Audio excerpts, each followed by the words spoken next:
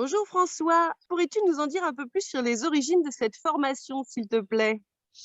En fait, la formation LSH émancipateur, elle est née après une formation qui avait été mise en place par la DDCF en 2018, en décembre.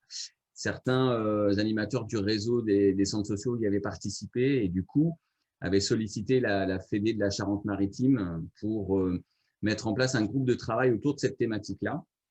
Et dès la première réunion qui a eu en mars 2019, en fait, 11 structures du département du réseau des centres sociaux y ont participé.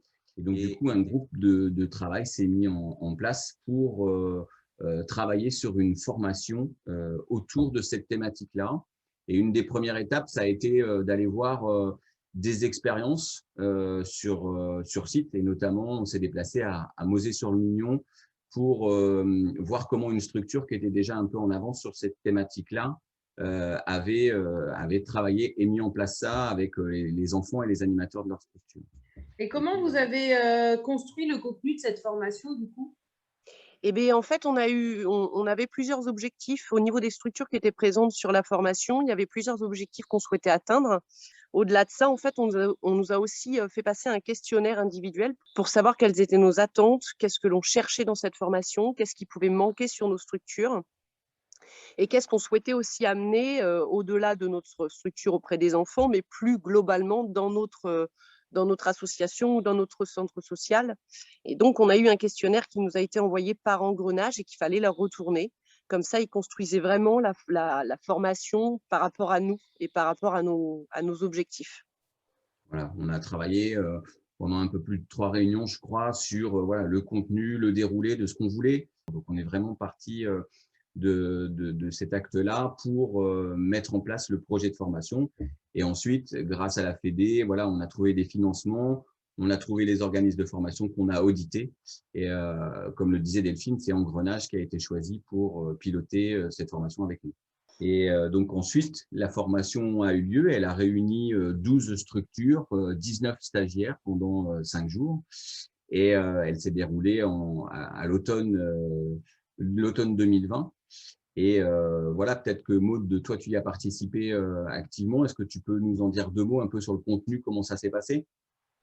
Du coup, sur le contenu de la formation, on arrivait, il y avait déjà donc, des bases que l'Engrenage avait prévues par rapport à nos souhaits. On a fait beaucoup d'échanges de pratiques, qu'est-ce qu'on mettait déjà en place, comment on fonctionnait un petit peu sur l'émancipation. Et suite à tous ces échanges, on a simulé des programmes d'activité, on a réfléchi ensemble comment on pouvait au mieux faire participer les enfants et pour construire aussi des choses de qualité. Ce qui était super durant la formation, c'est que les animatrices, enfin les formatrices d'Engrenage, en fait, adaptaient vraiment quotidiennement leur contenu par rapport à nos attentes, par rapport à notre ressenti, par rapport à ce que l'on souhaitait appuyer davantage ou modifier, ou voilà. Et ça, c'était vraiment modulable, en fait. C'était pas une formation toute faite et tu l'apprenais et c'est tout. Vraiment, elle s'adaptait et ça, c'était génial parce que on se sentait évoluer en même temps qu'on faisait la formation et ça, c'est chouette. C'était vraiment top. Et ce qui était aussi bien, c'est que vu que la formation s'est déroulée en 2 étapes, on a pu, sur la première rencontre, donc échanger, imaginer des projets, comment mettre en place des programmes d'activité donc avec les enfants.